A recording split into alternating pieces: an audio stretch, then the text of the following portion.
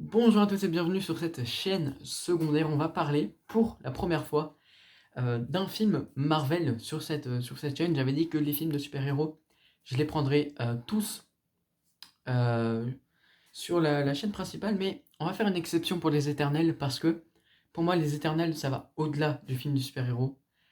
Euh, c'est du cinéma, c'est du grand art, c'est parfait.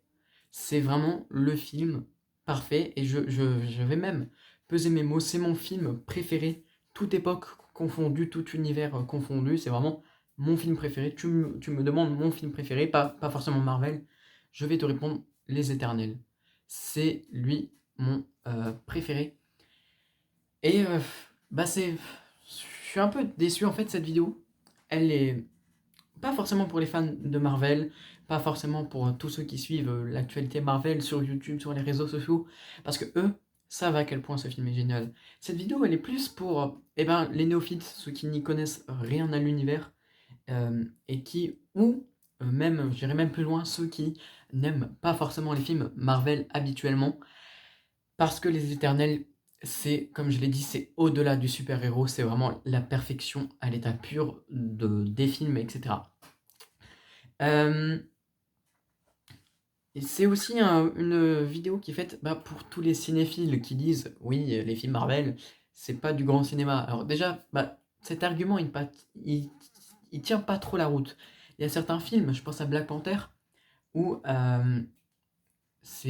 ouais, c'est pas du grand cinéma, je suis d'accord, mais ça reste un cinéma beau, bien tourné, bien réalisé, etc. Mais Les Éternels, c'est vraiment, comme je l'ai dit, c'est vraiment, t'as Skyfall, t'as Les Éternels.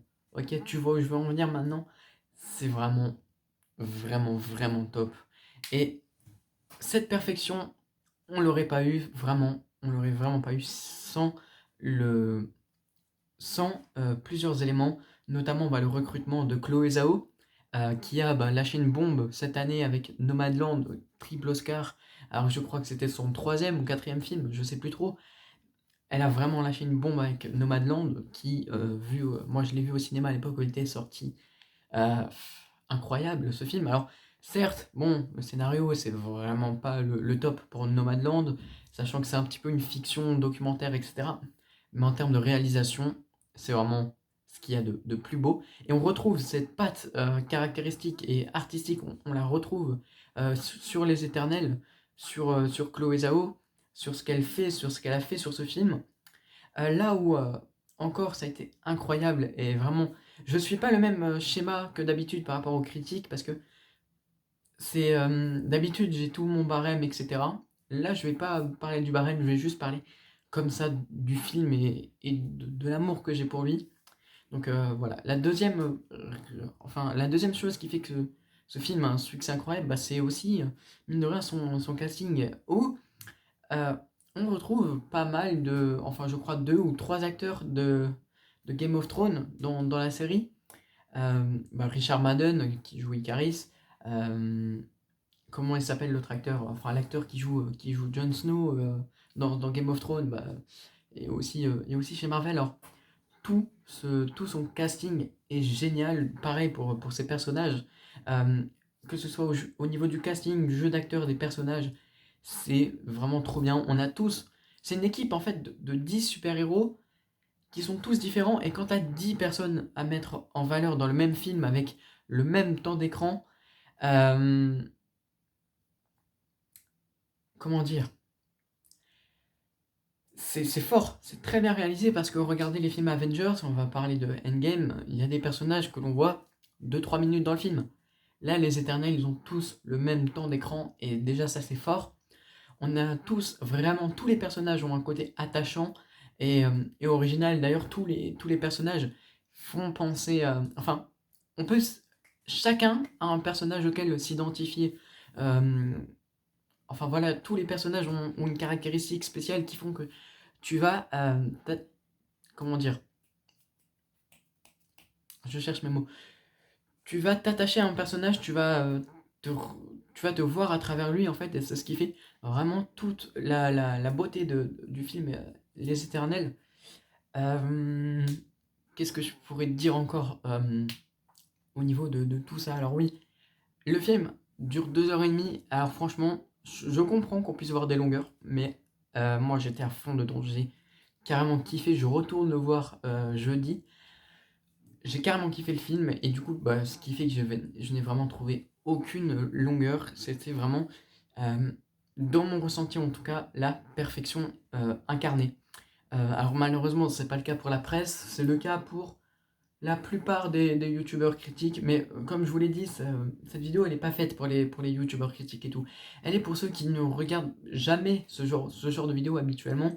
Et mon but c'est vraiment de vous convaincre de voir le film. Alors franchement, d'habitude je suis vraiment le plus objectif possible. Vous le voyez dans mes critiques, je suis le barème. Là, c'est pas le cas en fait. Le barème est dans la description et vous voyez, là pour faire la critique, je suis pas dans l'ordre précis.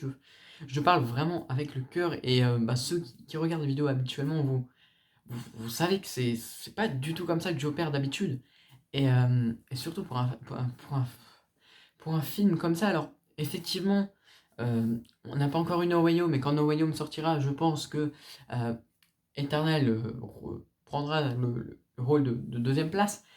Parce que je pense que No Way Home, bah, il va être dans le cœur de tout le monde, même moi qui suis fan de Spider-Man, bien que Spider-Man n'est pas mon super-héros préféré, mais c'est pas le principe. Donc voilà, il y a beaucoup de choses qui sont vraiment bien et qui font que je parle avec le cœur. En vrai, j'ai rien écrit, j'ai pas pris de notes ou quoi pour cette vidéo, je dis ce que je pense. Et donc je vais parler un petit peu allez, du scénario. Alors, bon, en soi, si on se fie vraiment au synopsis, ça casse pas trois pattes à un canard. Mais ça a été fait d'une manière vraiment bien faite, que ce soit bah, très bien réalisé avec la mise en scène ou bah, très bien écrit, très bien introduit, parce que oui, c'est le premier film, donc c'est bien introduit. Euh, Disons qu'on a vu pire en termes de scénario. Après voilà, je vais pas faire l'éloge du scénario, parce que comme je l'ai dit, c'est pas vraiment ce qui fait le film en fait. Et ce qui fait vraiment plaisir aussi dans ce Les Éternels, c'est bah aussi tout le fait Chloé Zhao en fait. C'est ce côté Chloé Zhao, effectivement, ce côté où on filme la nature et on sent que ce film Marvel n'a pas été tourné en studio. Parce que, bah, ouais, on va prendre l'exemple encore d'Endgame. Quand tu regardes Endgame vraiment avec un regard objectif, c'est-à-dire pas en tant que fan de Marvel, pas en tant que fan de super-héros, tu y vas en tant que fan de cinéma et en tant que objectif le plus possible, tu te rends bien compte qu'il y a certaines scènes où vraiment ça se voit que c'est full fond vert ou full fond bleu, où vraiment des fois ça n'a vraiment pas de sens. Et en fait, quand tu y penses, même si ça a beau être le meilleur fond bleu, quand tu regardes Éternel à côté, c'est là que tu vois que ça n'a vraiment rien à voir bah, les deux, quoi. Quand tu regardes un film au naturel, filmé au naturel, dehors, en extérieur, dans la nature, et un film fait en studio, tu vois vraiment la différence. Et, euh, et c'est ça que j'ai kiffé. Les paysages, bon, Chloé Zhao, c'est les mettre en valeur, ça on le sait, mais c'est super bien fait, c'est beau. Le côté combat aussi en naturel, justement, d'habitude, les combats, c'est très. euh, Déjà, c'est très, on va dire, chorégraphié. Là, il y a beaucoup de place aux effets spéciaux dans les combats, que ce soit bah, contre les déviants ou quoi. Il y a beaucoup de place dans les effets spéciaux, mais ces effets spéciaux, ils sont pas faits sur fond vert. Ils sont rajoutés sur une image réelle, sur un plan naturel. Et c'est vraiment ce qui rend la chose magnifique. En plus de ça, euh, Chloé Zhao, à mon grand étonnement, j'avais peur que les scènes de combat soient vraiment, on va dire, bâclées, parce que bah, c'est pas du tout ce qu'elle sait faire. Et elle a fait ça d'une main de maître. Mais vraiment, elle a pris tous les films de super-héros comme ça. Elle a pris les Éternels et ses scènes d'action. Et elle a mangé tous les autres films de super-héros, quoi. Vraiment, j'ai les scènes d'action. Alors oui, il y a des films où elles sont meilleures, c'est vrai. On ne pourra pas le contrecarrer.